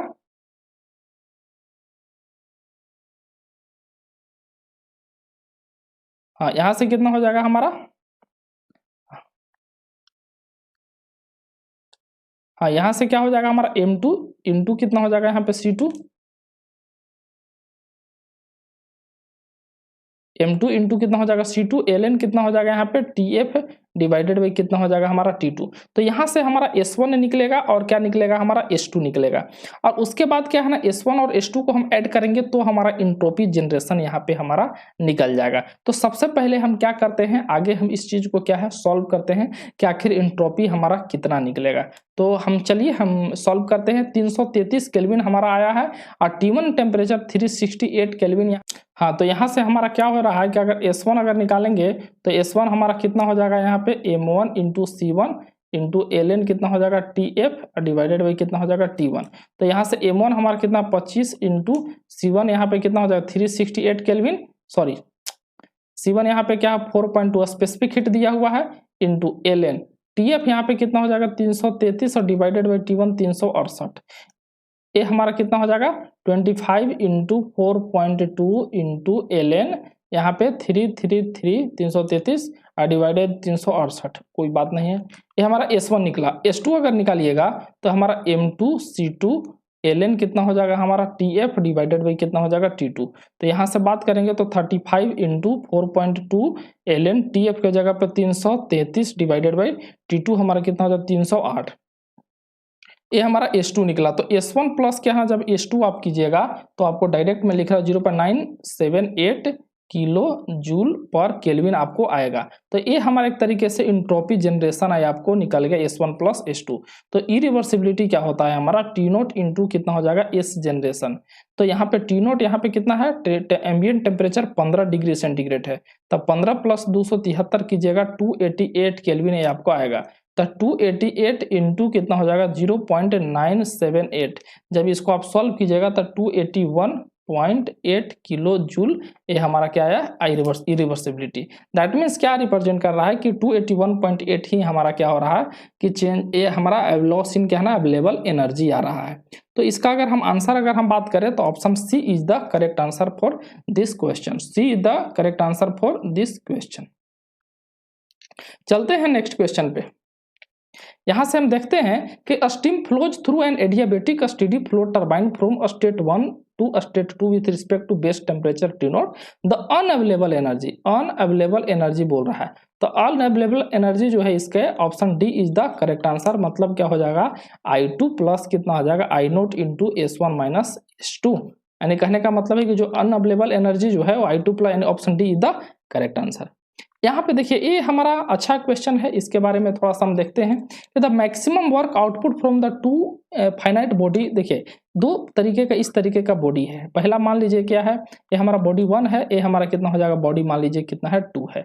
यहाँ पे बोल रहा है कि इसमें क्या ना मैक्सिमम वर्क के बारे में बात कर रहा है। तो देखिए बॉडी जब मैक्सिमम वर्क तभी कर सकता है जब यहाँ पे इरिवर्सिबिलिटी यहाँ पे नहीं हो। दैट कहने का मतलब ये है कि यहाँ पे इरिवर्सिबिलिटी का अगर हम बात करते हैं ये हमारा क्या हो जाएगा 0। इरिवर्सिबिलिटी यहाँ पे क्या है 0, तभी कोई भी सिस्टम हमारा मैक्सिमम वर्क यहाँ पे करेगा। तो अगर ये हमारा ए हमारा 1 है बॉडी, ए हमारा कितना है 2 है। इसमें क्या ना वर्क हम क्या कर रहे हैं, एक्सट्रैक्ट कर रहे हैं, और ये वर्क एक्सट्रैक्ट करने के बाद इसका जो हमारा फाइनल टेम्परेचर जो है ना वो मान लीजिए कितना है हमारा TF, इसका क्या है ना फाइनल टेम्परेचर इसका क्या है ना पहुंच रहा है। अब इसके बारे में हम बात करेंगे, अगर फाइनल टेम्परेचर यहाँ पे TF यहाँ पे पहुंच रहा है तो यहाँ से देखिए इरिवर्सिबिलिटी यहाँ पे 0 हो रहा है। दैट मीन्स क्या हो रहा है, यानी कोई भी लॉस यहाँ पे नहीं हो रहा है, कोई भी लॉस नहीं है, यानी कहने का मतलब प्रोसेस क्या हो गया, एक तरीके से हमारा रिवर्सिबल प्रोसेस। यानी कहने का मतलब है कि जो इंट्रोपी जनरेशन जो होगा रिवर्सिबल प्रोसेस का, वो हमारा क्या होता है 0 होता है। तो सबसे पहले 1 और 2 का क्या करेंगे, हम इंट्रोपी निकालेंगे। तो इंट्रोपी निकालने के लिए कितना हो जाएगा हमारा, यहाँ से करेंगे तो m1 इंटू कितना हो जाएगा c, यहाँ से m1 इंटू सी इंटू कितना हो जाएगा ln, कितना हो जाएगा TF डिवाइडेड बाई कितना हो जाएगा T1, प्लस कितना हो जाएगा हमारा m2 इंटू कितना हो जाएगा C2 इंटू ln कितना हो जाएगा यहाँ पे TF डिवाइडेड बाई कितना हो जाएगा T2 इक्वल टू हमारा 0 हो गया। देखिए m से हमारा m तो ये हमारा कैंसिल हो जाएगा, तो यहाँ पे देखिए c ln, यहाँ से हो जाएगा TF बाई कितना हो जाएगा T1, और इधर जाएगा तो माइनस c ln कितना हो जाएगा TF बाई यहाँ पे T2। तो यहाँ से जब हम बात करेंगे, ये देखिए इसको ऊपर नीचे करेंगे तो माइनस कैंसिल हो जाएगा, तो c ln यहाँ पे कितना हो जाएगा हमारा T2 बाई कितना हो जाएगा TF है, और यहाँ से c ln कितना हो जाएगा यहाँ पे TF बाई कितना हो जाएगा T1। c से c कैंसिल, ln से ln कैंसिल कर दीजिए, तो TF स्क्वायर इक्वल टू क्या हो जाएगा T1 इंटू कितना हो जाएगा T2। तो यहाँ से TF का वैल्यू कितना हो जाएगा रूट अंडर कितना हो जाएगा T1 इंटू T2 के यहाँ पे हमारा बराबर आ गया। दैट मीन्स क्या रिप्रेजेंट कर रहा है कि जो हमारा फाइनल जो टेम्परेचर जो है वो हमारा क्या हो जाएगा ज्योमेट्रिक मीन के हमारा बराबर है। अब हम आगे क्या मैक्सिमम वर्क के बारे में हमको ये बात कर रहे हैं। तो मैक्सिमम वर्क क्या होगा, तो मैक्सिमम वर्क के लिए अगर मान लीजिए कि यहाँ पे बात करते हैं मैक्सिमम वर्क क्या होगा कि जो भी वर्क इससे रिलीज है, मतलब ये इसको क्या है एक तरह heat supplied minus heat rejected होता है ना, तो ये हमारा मान लीजिए हीट सप्लाइड कर रहा है, T2 मान लीजिए हीट एब्जॉर्ब कर रहा है, तो यहाँ से कितना हो जाएगा m इंटू कितना हो जाएगा c इंटू कितना हो जाएगा डेल्टा टी। तो डेल्टा टी मतलब final temperature minus initial temperature.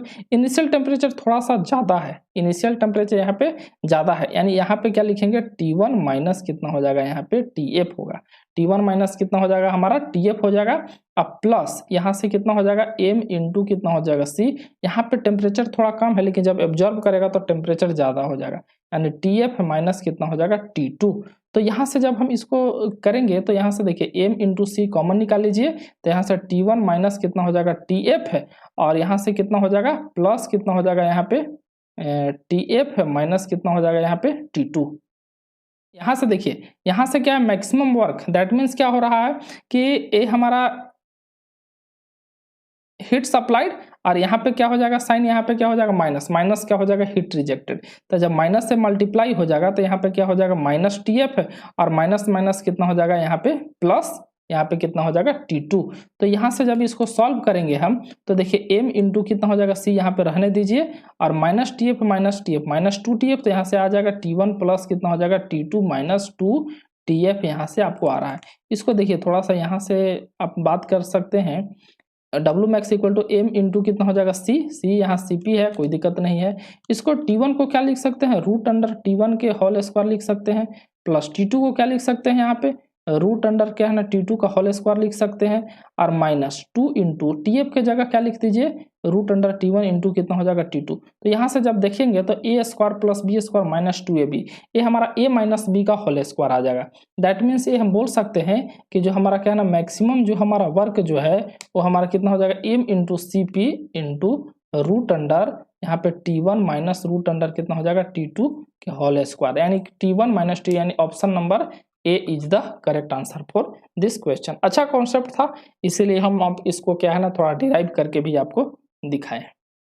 यहाँ से चलिए नेक्स्ट क्वेश्चन के बारे में हम बात करते हैं कि Joule Thomson coefficient is defined as. देखिए जूल थॉमसन कोफिशिएंट के बारे में बात करते हैं, तो देखिए एक याद रखिएगा तपस्वी, इस क्या है ना कॉन्सेप्ट को आप याद रखिएगा।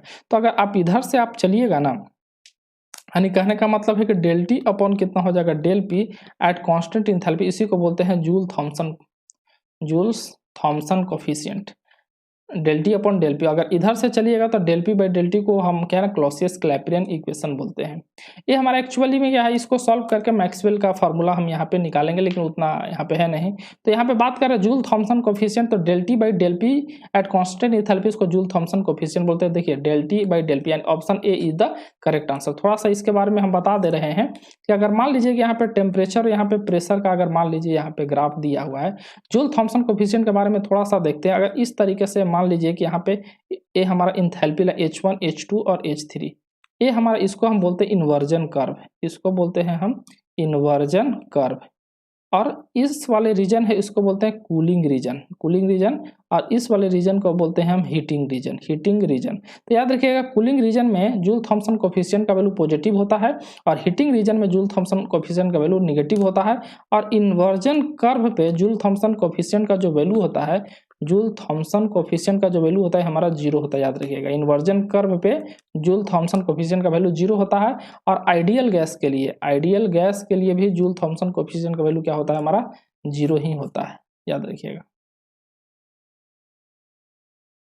यहां से हम बात करते हैं कि sample of ideal gas has an internal energy U। कहने का मतलब है एक इंटरनल एनर्जी U है and then compressed to 1/2 its. देखिए इनिशियल में वॉल्यूम V है और क्या है हमारा फाइनल जो है वो हमारा उसको क्या 1/2 यानी कहने का मतलब V/2। तो बोला what is the new internal energy of the ideal gas in terms of U।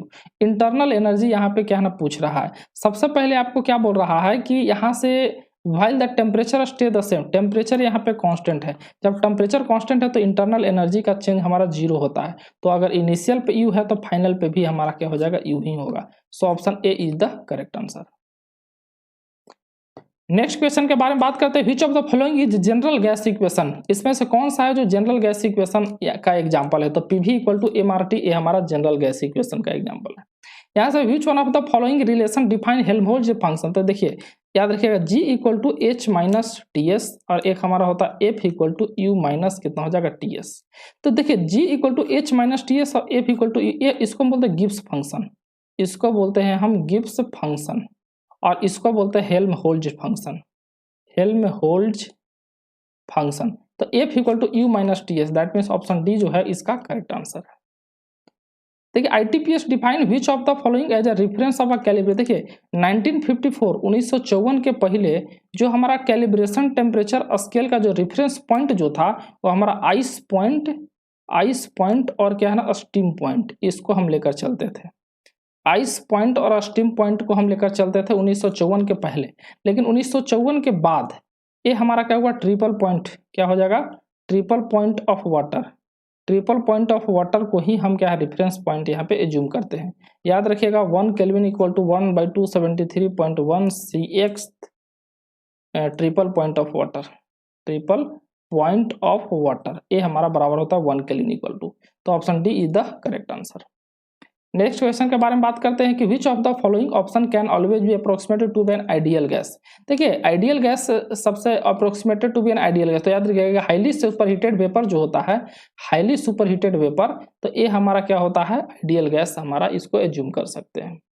यहाँ से नेक्स्ट क्वेश्चन के बारे में हम बात करते हैं कि यहाँ पे बात कर रहा है हमारा प्योर सबस्टांस के बारे में। तो देखिए प्योर सबस्टांस क्या होता है, ये हमारा मान लीजिए कि इस तरीके से मान लीजिए कंटेनर है, तो इसमें बोल रहा है कि प्योर सबस्टांस कब बोलेंगे, ध्यान से देखिएगा। इसमें मान लीजिए कोई भी चीज का यहाँ पे मिक्सचर है, ठीक है, ध्यान से एकदम सिंपल लैंग्वेज में समझा रहे हैं। अगर मान लीजिए 2 चीज का यहाँ पे मिक्सचर, इसमें कहीं से आप क्या है ना इसको निकालिए, कहीं से आप निकाल कर इसको चेक कीजिए, अगर जो प्रोपोर्शन में अगर मिलाए हैं वही प्रोपोर्शन अगर आपका आ रहा है, वो हमारा क्या है ना प्योर सबस्टांस है।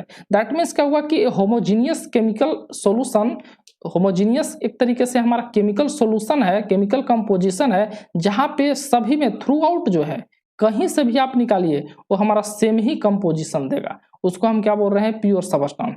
इसमें याद रखिएगा कि मिक्सचर ऑफ क्या ना लिक्विड एयर और क्या ना गैसियस एयर, अगर यहाँ पे हम बात करते हैं लिक्विड एयर और ये हमारा मान लीजिए गैसियस एयर, ये हमारा मान लीजिए क्या है लिक्विड एयर, ये हमारा क्या ना गैसियस एयर, ये कभी भी लिक्विड एयर और यहाँ पे गैसियस एयर कभी भी प्योर सबस्टांस नहीं होता है, ये याद रखिएगा। लेकिन यहाँ से एक चीज और बता दे रहे हैं कि अगर मान लीजिए यहाँ पे लिक्विड H2O का बात कर रहा है और एक हमारा वेपर H2O का बात कर रहा है, तो ये हमारा प्योर सबस्टेंस होता है। तो ये हमारा ऑप्शन 1, तो ये हमारा क्या ना बिल्कुल गलत है। A mixture of ice and liquid water is not a pure, so ये हमारा होता है, ये हमारा भी गलत है। यहाँ से बोल रहा है कि करेक्ट स्टेटमेंट यहाँ पे बोल रहा है, यहाँ पे नहीं है लेकिन ये गलत है।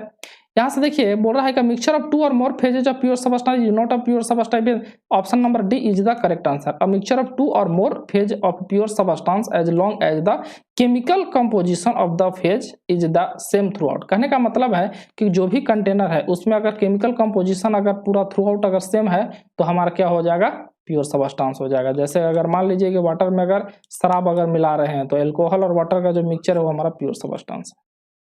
यहाँ से बात करते हैं नेक्स्ट को, water vapour can be considered as a ideal. याद रखिएगा कि वाटर वेपर को आइडियल गैस कब कंसिडर करते हैं, तो याद रखिएगा at low pressure. At low pressure, तो जब प्रेशर हमारा लो होगा and at high temperature, at low pressure and high temperature पे जो हमारा आइडियल गैस जो वेपर जो है उसको हम क्या करेंगे, वेपर को हम क्या कर सकते हैं, आइडियल गैस कंसिडर कर सकते हैं। आइडियल गैस कंसिडर कर at low pressure at high temperature पे। So option D is the correct answer. Next question के बारे में बात करते हैं कि in van der Waals equation of the state the two constant are determined from the behaviour of substance at. कहने van der Waals equation सबसे पहले बात करते हैं, P plus a by V square into V minus b equal to R T, ये हमारा wander Waals equation है। तो याद रखें कभी कभी यूनिट ए और बी का पूछ देता है। तो देखिए इसको अगर हम बात करते हैं, अगर नंबर ऑफ मोल के फॉर्म में लेकर चलते हैं, P equal to N square into A divided by B square, ये एन यहाँ नंबर ऑफ मोल को रिप्रेजेंट करता है, P हमारा प्रेशर, तो एटमॉस्फेरिक अगर एटीएम अगर इसका यूनिट ले लेते हैं इक्वल टू यहाँ से कितना हो जाएगा, एन मतलब क्या हो जाएगा, मोल का क्या हो जाएगा, whole square divided by volume को अगर मान लीजिए लीटर ले लेते हैं तो इसका स्क्वायर इंटू कितना हो जाएगा ए, तो ए का जगह यूनिट हमारा कितना हो जाएगा, ATM into litre square divided by कितना हो जाएगा, मोल स्क्वायर, ए का यूनिट हो गया। उसी तरीके से बी का यूनिट अगर लेना है तो भी इक्वल टू कितना हो जाएगा, एन बी, अगर नंबर ऑफ मोल के फॉर्म में लेकर चलते हैं तो यहाँ से b इक्वल टू कितना हो जाएगा, v बाई एन, v का हमारा कितना हो जाएगा लीटर और n का हमारा मोल, यानी लीटर पर मोल जो होगा वो हमारा b का यूनिट हो गया। a का हमारा atmospheric litre square by mole square और b का यूनिट हमारा लीटर पर मोल होगा। यहाँ पे बोल रहा है कि van der Waals equation of the state of two constant are determined from the behaviour of substance at triple point, ये हमारा option B is the correct answer. यहाँ पे बोल रहा है कि specific heat of mono atomic gas, ये important question है, इसमें का आंसर गलत है लेकिन हम आपको जो बता रहे हैं वो सही है। देखिए specific heat of mono atomic, कहीं भी अगर मोनो एटॉमिक का अगर बात करता है तो ये हमारा does not depends on change in temperature, temperature पे डिपेंड नहीं करता, option see the correct answer. थोड़ा सा देखिए इसको, ये हमारा टेम्परेचर है, ये हमारा कितना हो जाएगा Cp, ये हमारा कितना हो जाएगा Cv, तो Cp और Cv इसके बीच क्या हो जाएगा, ये हमारा R जो है ना ये हमारा कांस्टेंट चलता है, कहीं भी टेम्परेचर बढ़ाइए तो Cp और Cv के बीच क्या ना ये हमारा R यहाँ पे क्या है कांस्टेंट चलता है, इस वजह से टेम्परेचर पे कोई इफेक्ट नहीं होता है। लेकिन अगर आप mono atomic except mono atomic का बारे में बात करते हैं, एक्सेप्ट मोनो एटॉमिक के बारे में बात करें तो इस तरीके से अगर मान लीजिए कि ये हमारा अगर Cp है, ये हमारा Cv है, तो इस तरीके से इसका आता है। देखिए ये हमारा क्या हो जाए, ये हमारा R जो है वो इंक्रीज होते जाता है। कहने का मतलब है याद रखिएगा कि जब टेम्परेचर इंक्रीज करेंगे तो Cp का भी वैल्यू इंक्रीज होता है और Cv का भी वैल्यू इंक्रीज होता है, लेकिन Cp बाई कितना हो जाएगा, Cv का जो वैल्यू है वो हमारा क्या होता है, डिक्रीज होता है। ये किसके केस में हो रहा है, एक्सेप्ट मोनोएटॉमिक। मोनोएटॉमिक के बारे में बात करते हैं कि जो हमारा Cv जो होता है 3/2r के बराबर होता है, किसके बारे में बात कर रहे हैं, मोनो एटॉमिक के बारे में हम बात कर रहे हैं। और Cp जो होता है, Cp जो हो जाएगा वो हमारा कितना हो जाएगा, चूंकि जानते हैं Cp minus Cv equal to R होता है, तो Cp इक्वल टू कितना हो जाएगा, R प्लस कितना हो जाएगा, Cv के बराबर हो जाएगा। तो यहाँ से R प्लस कितना हो जाएगा 3/2r, यानी कहने का मतलब हो जाएगा 5r बाई कितना हो जाएगा 2, यानी Cp का वैल्यू कितना हो जाएगा 5r बाई कितना हो जाएगा 2। ये मोनो एटॉमिक के बारे में बात कर रहे हैं। मोनो एटॉमिक में गामा के जगह 1.67 होता है और यहाँ पे जो डाई एटॉमिक के बारे में अगर हम बात करें, डाई एटॉमिक के बारे में बात करें तो गामा के जगह 1.4 होता है। डाई एटॉमिक जैसे कहने का मतलब हमारा एयर, ये हमारा डाई एटॉमिक हो गया। मोनो एटॉमिक कहने का मतलब हमारा हीलियम हो गया। ये सब हमारा क्या हुआ, मोनो एटॉमिक गैस का एग्जाम्पल है। देखिए यहाँ पे हम बात करते हैं a positive value of Joule Thomson coefficient of a liquid. Positive कब होता है, जब हमारा क्या होता है, कूलिंग रीजन, मतलब क्या हुआ कि टेम्परेचर ड्रॉप्स ड्यूरिंग थ्रॉटलिंग। अगर थ्रॉटलिंग के ड्यूरेशन में अगर टेम्परेचर ड्रॉप मतलब कूलिंग हो रहा है तो ये हमारा क्या होता है, पॉजिटिव वैल्यू देता है। अगर हम नेक्स्ट क्वेश्चन बात करते हैं जूल थॉमसन प्रोसेस, देखिए ये हम बोल रहे हैं कि हमारा ये हमारा क्या हो del T divided by del P at constant enthalpy, ये हमारा इसी को जूल थॉमसन कोफिशिएंट। तो ये हमारा क्या होता है इस एंथैल्पिक प्रोसेस, दैट मीन्स क्या हुआ ये हमारा थ्रोटलिंग प्रोसेस से हमारा रिलेटेड है। अगर हम नेक्स्ट क्वेश्चन के बारे में बात करें कि most of the gases exhibit drop in temperature upon expansion, however this may not be true. कहने का मतलब है यहाँ पे बोल रहा है कि बहुत सारे जो गैसेस जो होते हैं वो हमारा जैसे टेम्परेचर हमारा ड्रॉप करता है तो एक्सपेंड होता है, लेकिन इसमें से कौन है जो टेम्परेचर ड्रॉप होता है तो एक्सपेंड नहीं होता, तो हमारा क्या हो जाएगा हाइड्रोजन से इसका रिलेटेड है। Option C is the correct answer. यहाँ से अगर हम नेक्स्ट क्वेश्चन में बात कर रहे हैं कि dryness fraction of a sample by throttling calorimeter, किसके बारे में बात कर रहा है थ्रॉटलिंग कैलोरीमीटर। तो अगर x1 के जगह पे हमारा 0.8 दिया हुआ है और x2 के जगह पे आपको कितना 0.8 ही दिया होता है dryness fraction of a sample, तो ये हमारा x जो हो जाएगा हमारा x1 इंटू कितना हो जाएगा x2 के बराबर होता है, तो 0.8 इंटू कितना हो जाएगा 0.8 equal to 0.64 is the answer, यानी option C is the correct answer. यहाँ पे बोल रहा है कि मोल फ्रैक्शन, देखिए मोल फ्रैक्शन क्या होता है सबसे पहले, तो जो मोल फ्रैक्शन जो होता है अगर बात करते हैं यहाँ पे मोल फ्रैक्शन जो होता है वो हमारा number of mole divided by summation of total mole, इसी को मोल फ्रैक्शन बोलते हैं। तो इसको हमारा क्या हो जाएगा एफ से हमारा इसको रिप्रेजेंट कर रहे हैं, यानी कहने का मतलब है कि number of mole divided by total. अगर मान लीजिए कि N1 N2, तो यहाँ पे टोटल नंबर ऑफ मोल कितना हो जाएगा N1 प्लस कितना हो जाएगा N2, तो इसका मोल फ्रैक्शन कितना हो जाएगा N1 बाई कितना हो जाएगा N1 प्लस कितना हो जाएगा N2, N1 के लिए मोल फ्रैक्शन, यानी number of mole divided by total mole. अगर यहाँ पे बात करते हैं when the fuel is burned and water is released the liquid phase the heating value of the fuel is called, कहने का मतलब है कि यहाँ पे बोल रहा है कि जैसे ही मान लीजिए फ्यूल को बर्न करते हैं वाटर रिलीज होता है तो उसमें क्या हीटिंग वैल्यू जो फ्यूल का उसको क्या बोलते हैं, इसको बोलते हैं higher heating value. Option A is the correct answer, option A is the correct answer. यहाँ से हम नेक्स्ट क्वेश्चन के बारे में बात कर रहे हैं according to Dalton's law the total pressure of the mixture of gas is equal to, देखिए डाल्टन्स लॉ का यहाँ पे बात कर रहा है, तो यहाँ बोल रहा है कि total pressure of the mixture of the gases जो होता है ना वो सम ऑफ द पार्शियल प्रेशर। कहने का मतलब है कि अगर इस तरीके से चैम्बर में बहुत सारे क्या ना मान लीजिए गैसेस है तो इसमें क्या ना टोटल का अगर मान लीजिए कि हमारा सम करना है, ये हमारा जो अगर टोटल प्रेशर जो होगा ना तो ये हमारा अगर मान लीजिए इस तरीके से इसको पार्ट में अगर बांट दिए गए हैं तो इसमें जो होगा इंडिविजुअल का जो भी सम होगा पार्शियल जो भी एक तरीके से जो प्रेशर का जो सम होगा उसका इक्वल करेंगे तभी हमारा ये टोटल प्रेशर के बराबर होगा, यानी sum of partial pressure of all. Option C is the correct. यहाँ से हम बात करते हैं calculate the dryness fraction of a steam which has 1.5 kg of water, यानी मास ऑफ लिक्विड दिया हुआ है 1.5 kg यहाँ पे दिया हुआ है, water in suspension with 50 kg of steam, अब मास ऑफ वेपर यहाँ पे कितना दिया हुआ 50 kg। तो यहाँ पे ड्राइनेस फ्रैक्शन का बात करते हैं तो ये हमारा क्या होता है mass of vapour divided by mass of vapour plus कितना मास ऑफ लिक्विड।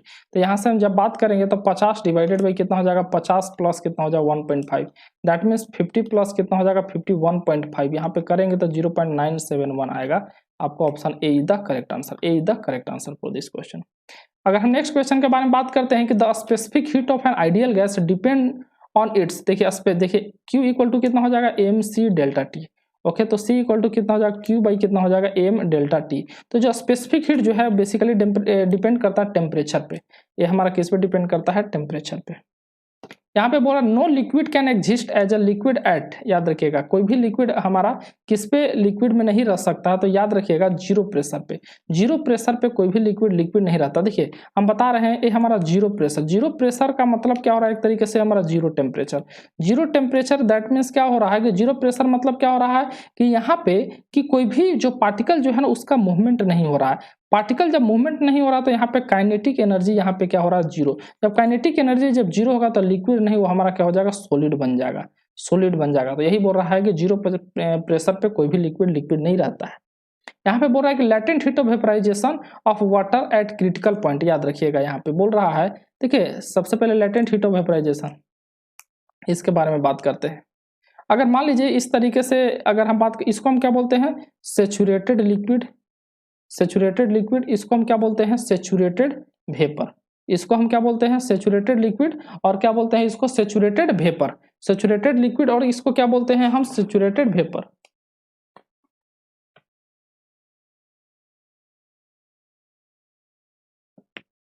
हाँ यहाँ से बात करते हैं ये हमारा कितना हो जाएगा TS diagram, saturated liquid saturated vapour, ये हमारा क्या हो जाएगा क्रिटिकल टेम्परेचर, ये हमारा क्रिटिकल पॉइंट, सॉरी ये हमारा क्या हुआ क्रिटिकल पॉइंट। ये सैचुरेटेड लिक्विड सैचुरेटेड वेपर, ये हमारा जैसे जैसे हम क्या करते हैं प्रेशर इंक्रीज करते हैं, जैसे जैसे प्रेशर इंक्रीज करते हैं तो हमारा इसको बोलते हैं हम लैटेंट हीट ऑफ वेपराइजेशन। ये वाला जो डिफरेंस है इसको हम बोलते हैं लैटेंट हीट ऑफ वेपराइजेशन। तो लैटेंट हीट ऑफ वेपराइजेशन हमारा क्या होता है डिक्रीज होते जाता है। तो बोल रहा है कि latent heat of vaporisation of water at critical point, जैसे जैसे ऊपर जाता है ना तो critical point of latent heat of vaporisation हमारा क्या हो जाएगा जीरो हो जाता है, याद रखिएगा। कुछ चीजें और हम आपको बता दे रहे हैं कि ये हमारा सैचुरेटेड लिक्विड है, हमारा सैचुरेटेड वेपर, यहाँ पे एक्स का वैल्यू कितना होता है जीरो होता है और यहाँ पे एक्स का वैल्यू कितना होता है 1 होता है। अब बाकी जीरो से लेकर 1 तक इसी के बीच में हमारा लाई करता है। देखिए एक क्रिटिकल पॉइंट पे ड्राइनेस फ्रैक्शन अनडिफाइंड होता है, याद रखिए एक्स जो होता है कितना अनडिफाइंड होता है। अनडिफाइंड क्या होता है एट कहाँ पे एट क्रिटिकल पॉइंट पे हमारा ड्राइनेस फ्रैक्शन अनडिफाइंड होता है। जैसे जैसे हम क्या करते हैं यहाँ पे प्रेशर अगर हमारा क्या इंक्रीज होगा, अगर मान लीजिए कि पीएस अगर डायग्राम का अगर हम बात करते हैं तो जैसे जैसे हमारा क्या बोलते हैं अगर प्रेशर इंक्रीज होगा तो यहाँ पे क्या हो रहा है कि क्रिटिकल पॉइंट पे जो हमारा एंथैल्पी ऑफ वेपराइजेशन है वो हमारा क्या हो जाएगा जीरो होगा और क्रिटिकल पॉइंट पे हमारा ड्राइनेस फ्रैक्शन क्या होता है अनडिफाइंड होता है यहाँ पे। और क्रिटिकल पॉइंट पे सैचुरेटेड लिक्विड और सैचुरेटेड वेपर कर्व क्या करते हैं मीट करते हैं और क्रिटिकल पॉइंट पे जो लिक्विड जो होता है ना वो डायरेक्टली फ्लैशेस इनटू वेपर, यानी जो भी लिक्विड जो होता है वो डायरेक्टली क्या होता है वेपर में हमारा कन्वर्ट हो जाएगा कहाँ पे क्रिटिकल पॉइंट पे। तो कुछ इंपॉर्टेंट बातें इसके बारे में बात करते हैं। The principle of working of constant volume thermometer, देखिए कांस्टेंट वॉल्यूम थर्मोमीटर यानी वॉल्यूम इसमें किसमें कांस्टेंट होता है। तो देखिए याद रखिएगा बॉयल्स लॉ, यानी याद रखिएगा एक ट्रिक बता रहे हैं बॉयल्स लॉ। तो बॉयल्स लॉ कहने का बॉयल्स को बी और बी से याद रखिएगा बीटी याद रखते हैं, बी2 यहाँ एक नाम होता है ना B2 याद रखिएगा। तो बॉयल्स लॉ में टेम्परेचर यहाँ पे क्या होना कांस्टेंट B2 या BT, बॉयल्स लॉ में टेम्परेचर कांस्टेंट। C से देखिए CP याद रखिएगा, CP मतलब C से चार्ल्स लॉ, P से प्रेशर, तो चार्ल्स लॉ में प्रेशर कांस्टेंट होगा। बाकी यहाँ पे क्या बोल रहा है वॉल्यूम, यानी यहाँ बॉयल्स लॉ होगा नहीं, चार्ल्स लॉ होगा नहीं, यानी गेल-लुसेक लॉ यहाँ पे आंसर होगा। यहाँ पे हम नेक्स्ट क्वेश्चन के बारे में बात करते हैं कि the heating of wet steam at constant temperature till becomes dry. देखिए ये बोल रहा है इस तरीके से, अगर यहाँ पे मान लीजिए ये हमारा पीएस, अगर मान लीजिए यहाँ पे डायग्राम बोल रहा है पीएस डायग्राम है तो बोल रहा है कि the heating of wet steam, मान लीजिए यहाँ से हीट कर रहे हैं at constant temperature till it becomes dry saturated similar to have constant. तो यहाँ से अगर मान लीजिए इसको हीट करते करते करते क्या है यहाँ तक ड्राई सैचुरेटेड है, यहाँ पे सैचुरेटेड वेपर यहाँ मान लीजिए यहाँ पे पहुंच रहा है, तो ये क्या है हमारा एक तरीके से क्या है ये क्या रिप्रेजेंट कर रहा है कांस्टेंट प्रेशर को ही तो रिप्रेजेंट कर रहा है। यानी हीटिंग कर रहे हैं कहाँ पे आप कांस्टेंट प्रेशर लाइन पे कर रहे हैं, तो लिक्विड से क्या होता है हमारा ड्राई सैचुरेटेड वेपर आपको क्या है बन रहा है। तो यहाँ पे हम बोलेंगे ऑप्शन क्या हो जाएगा B is the correct answer, यानी कांस्टेंट प्रेशर पे आप क्या कर रहे हैं हीटिंग कर रहे हैं।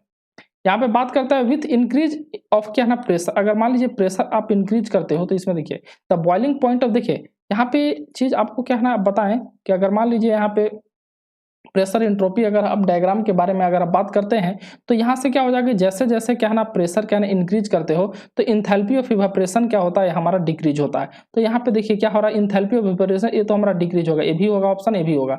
अब यहाँ पे देखिए जैसे जैसे आप क्या बोल रहे हैं कि प्रेशर अगर इंक्रीज करे तो बॉइलिंग पॉइंट ऑफ वाटर, देखिए boiling point of water increase होगा क्योंकि इस पॉइंट पे क्रिटिकल पॉइंट पे जो भी हमारा लिक्विड होता है डायरेक्टली हमारा वेपर में कन्वर्ट होता है। यानी कहने का मतलब है जैसे जैसे हम क्या अगर प्रेशर इंक्रीज कर रहे हैं तो बॉइलिंग पॉइंट ऑफ वाटर क्या हो रहा है हमारा इंक्रीज हो रहा है, यानी option B is the correct answer. यानी बॉइलिंग पॉइंट ऑफ वाटर हमारा इंक्रीज होगा और इंथैल्पी ऑफ इवेपोरेशन हमारा क्या होगा डिक्रीज होगा।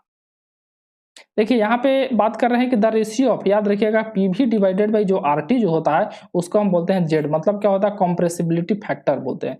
याद रखिएगा आइडियल गैस के लिए अगर कंप्रेसिबिलिटी फैक्टर का वैल्यू बोले तो ये हमारा 1 होता है। कंप्रेसिबिलिटी फैक्टर आइडियल गैस के लिए कितना होता है 1 के हमारा बराबर होता है। ये हमारा क्या option B is the correct answer.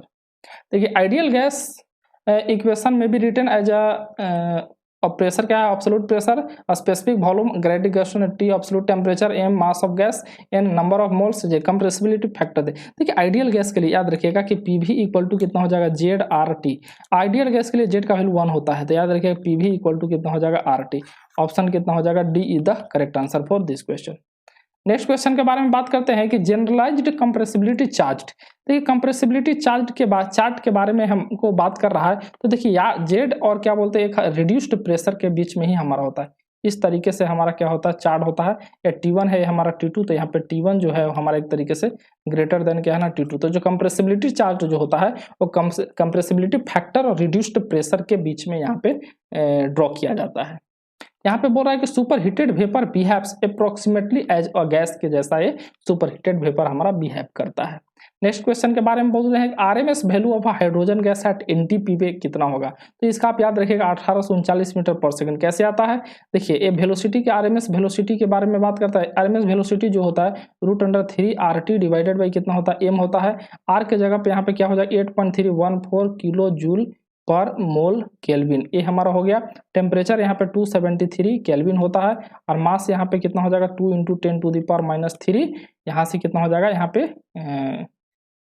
2 × कितना हो जाएगा 10⁻³ कितना हो जाएगा -3 kg पर मोल। ये हमारा क्या हो जाएगा ए m के जगह जब इसको रखिएगा V RMS इक्वल टू ए हमारा आ जाएगा 3 × r के जगह 8.314 × 273 डिवाइडेड बाई m के जगह 2 × कितना हो जाएगा 10⁻³ जब इसको आप सॉल्व कीजिएगा तो 1840 मीटर पर सेकंड के अप्रॉक्स में आएगा। यानी RMS जो वेलोसिटी जो होगा 1840 मीटर पर सेकंड हमारा आंसर आएगा। यहाँ पे बात करते हैं कि during melting the volume of pure substance other than water. ये देखिए इंपॉर्टेंट चीज है। यहाँ पे क्या बात कर रहा है कि जैसे ही आप क्या ना मेल्ट करते हैं तो volume of pure substance other than water के अलावे जो हमारा दूसरा होगा मेल्ट करने के बाद उसका वॉल्यूम इंक्रीज होगा कि डिक्रीज होगा। याद रखिएगा कि जो हमारा वाटर जो है ना तो उसको जब मेल्टिंग करेंगे तो इसका जो वॉल्यूम जो होता है वो हमारा डिक्रीज करता है, लेकिन वाटर को छोड़कर सभी का जब मेल्ट करेंगे ना तो इसका वॉल्यूम क्या होता है हमारा इंक्रीज होता है। देखिए यहाँ पे एक चीज हम आपको बता रहे हैं, एक चीज यहाँ पे हम आपको बता रहे हैं, यहाँ पे कहने का मतलब है पीटी डायग्राम। किसका डायग्राम बात कर रहे हैं पीटी। देखिए इस तरीके से हमारा क्या हो जाएगा डायग्राम बना रहे हैं। ये हमारा क्या एक तरीके से सॉलिड है, हमारा लिक्विड है, हमारा कितना वेपर है। सॉलिड है, लिक्विड है, वेपर। ये हमारा क्या होता है जनरल सबस्टेंस के लिए, ये जनरल सबस्टेंस के लिए बात कर रहे हैं। ये वाटर के लिए नहीं बात कर रहे हैं, हमारा जनरल सबस्टेंस के लिए हमारा बात कर रहे हैं अदर देन वाटर।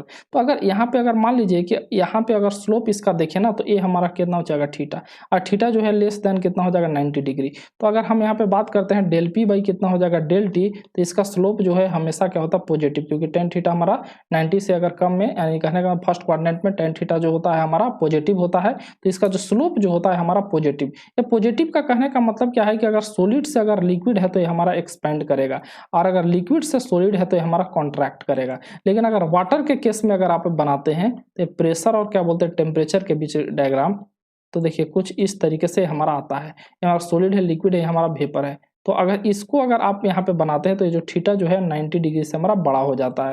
यानी कहने का मतलब डेल पी बाई कितना हो जाएगा डेल टी अगर बात करते हैं ये हमारा निगेटिव आएगा, ये हमारा निगेटिव आ रहा है। दैट मीन्स क्या हो रहा है कि जब सॉलिड से लिक्विड में जा रहा है तो ये हमारा कॉन्ट्रैक्ट करेगा, लेकिन लिक्विड से सॉलिड में जाएगा तो ये हमारा क्या करेगा एक्सपेंड करेगा। ये हमारा किसके का, ये हमारा वाटर के केस में ऐसा होता है।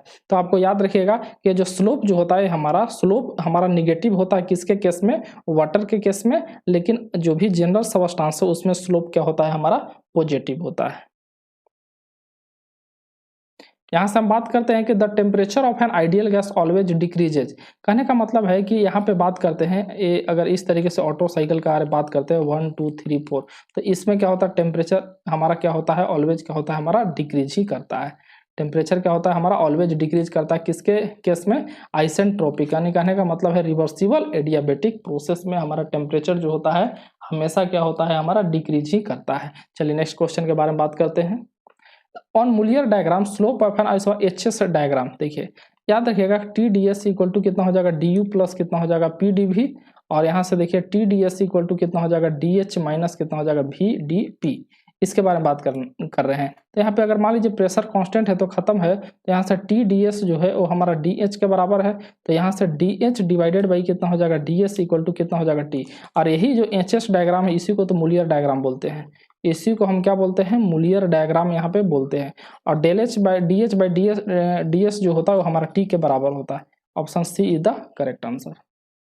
यहाँ पे बात करते हैं कि if the degree of saturation of air is zero the air is said to be. देखिए अगर मान लीजिए कि डिग्री ऑफ सेचुरेशन अगर मान लीजिए जीरो है, डिग्री ऑफ सेचुरेशन जीरो है, तो इसको हम क्या बोलते हैं सेचुरेटेड एयर बोलते हैं। क्या बोलते हैं सेचुरेटेड एयर बोलते हैं।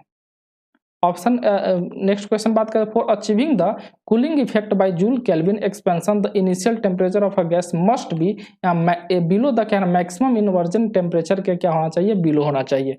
Option C is the correct answer. अगर नेक्स्ट क्वेश्चन के बारे में बात करें कि the kinetic energy lost in friction, kinetic energy का लॉस्ट किस में हो रहा है, अगर मान लीजिए कि फ्रिक्शन में यहाँ पे हो रहा है तो ट्रांसफर इनटू हीट विच किसमें, हीट में ट्रांसफर हो रहा है, किसमें हो रहा है, हीट में, तो ये क्या हो जाएगा, ड्राई हो जाएगा या सुपर हीटेड है। यानी कहने का मतलब है फ्रिक्शन के वजह से जब हीट में हमारा कन्वर्ट होगा तो जो भी हमारा सबस्टांस वो हमारा क्या होगा, ड्राई होगा या क्या होगा, सुपर हीट होगा।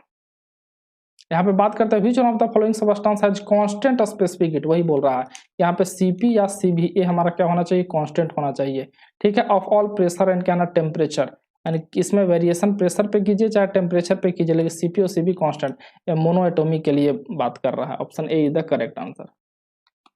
Which one of the following is weaker then hydrogen bond, hydrogen bond से वीकर बॉन्ड कौन सा है, तो वान डेर वाल्स बॉन्ड जो होता है वो हमारा क्या होता है, वीकर बॉन्ड होता है। हमारा वान डेर वाल्स बॉन्ड जो होता है वो हमारा हाइड्रोजन बॉन्ड से हमारा वीकर है। चलिए यहाँ पे हम बात कर रहे हैं N ideal gas is heated क्या है from temperature T1 and T2 by keeping it's क्या है ना वॉल्यूम। देखिए इसमें कुछ इस तरीके से हमारा ये है, यहाँ पे बात कर रहा है कि यहाँ पे हीट कर रहे हैं, यहाँ पे ये हमारा कांस्टेंट वॉल्यूम है।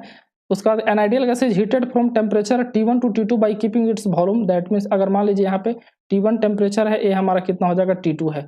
उसके बाद यहाँ से बोल रहा है इनिशियल टेम्परेचर, मतलब इसको बोल रहा है PV के पावर n इक्वल टू क्या है ना कांस्टेंट, ये भी हमारा क्या है ना स्टेट 1 में ही लेकर आया है, 1 2 और ये हमारा क्या 3, 1 जो है 3 है एक तरीके से, ये भी टेम्परेचर ये भी टेन का है, ये हमारा कांस्टेंट टेम्परेचर यहाँ पे क्या है ना लाइन है। तो इसमें बोल रहा है कि जो n को जो है ना गामा के फॉर्म में क्या है ना आप यहाँ पे लिखिए, n को जो है वो आपको गामा के फॉर्म में क्या है लिखना है। तो देखिए इसमें कुछ करना है नहीं, लेकिन बस क्या है ना कैलकुलेशन करना है, कैलकुलेशन करेंगे, कैलकुलेशन से फिर क्या है ना आपको आ जाएगा। जैसे यहाँ से हम बात कर रहे हैं कि देखिए अगर 1 से 2 अगर बात करें, यहाँ बोल रहा है कि if the entropy change in the two process are equal, कहने का मतलब है कि इंट्रोपी चेंज दोनों प्रोसेस का इक्वल है, दैट मीन्स यहाँ कांस्टेंट वॉल्यूम पे है, तो यहाँ पे लिख सकते हैं एम सी भी ln कितना हो जाएगा T2, यानी T2 डिवाइडेड बाई T1, ये हमारा इक्वल कितना है, हमारा एम सी भी ln, उसके बाद कितना हो जाएगा एम सी बी ln कितना हो जाएगा T1 बाई कितना हो जाएगा T2, और प्लस कितना हो जाएगा R ln कितना हो जाएगा यहाँ पे V1 बाई कितना हो जाएगा V2।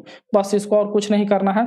उसके बाद क्या यूज करना है आपको, एक फार्मूला जो होता है कि हमारा T1 बाई कितना हो जाएगा T2 इक्वल टू कितना हो जाएगा V2 बाई कितना हो जाएगा V1 के पावर कितना होता है गामा -1। बस इसको यहाँ पे पुट करना है।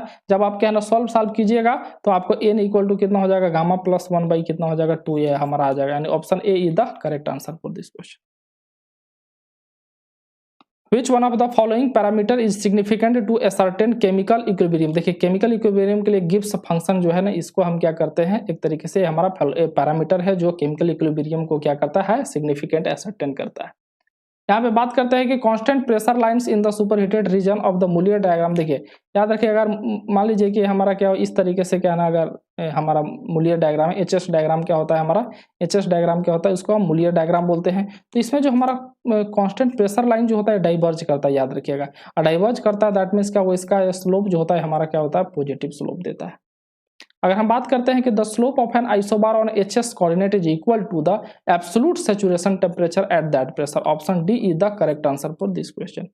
यहाँ पे बात कर रहा है कि द गैस कांस्टेंट जो हमारा Cp माइनस कितना हो जाएगा Cv इक्वल टू हमारा R होता है। तो R जो होता है Cp माइनस Cv के बराबर होता है, और Cp माइनस Cv क्या रिप्रेजेंट करता है कि difference of two specific heat को रिप्रेजेंट करता है। ये हमारा 365 मतलब क्या हुआ, ऑप्शन नंबर क्या हो जाएगा इसका, B is the correct answer.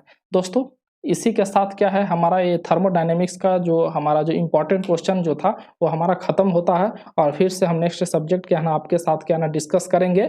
और बाकी क्या है जो भी आप अपने दोस्तों के साथ क्या है ना इस वीडियो को है ना शेयर कीजिए, जो भी इंपॉर्टेंट क्वेश्चन था हमने क्या है ना डिस्कस किया। बाकी क्या है यही इसी तरीके का क्वेश्चन हम क्या है ना नेक्स्ट जो भी हम सब्जेक्ट स्टार्ट करेंगे उसमें आपको देने का कोशिश करेंगे। ठीक है दोस्तों, फिर से मिलेंगे नेक्स्ट वीडियो में, तब तक के लिए जय हिंद।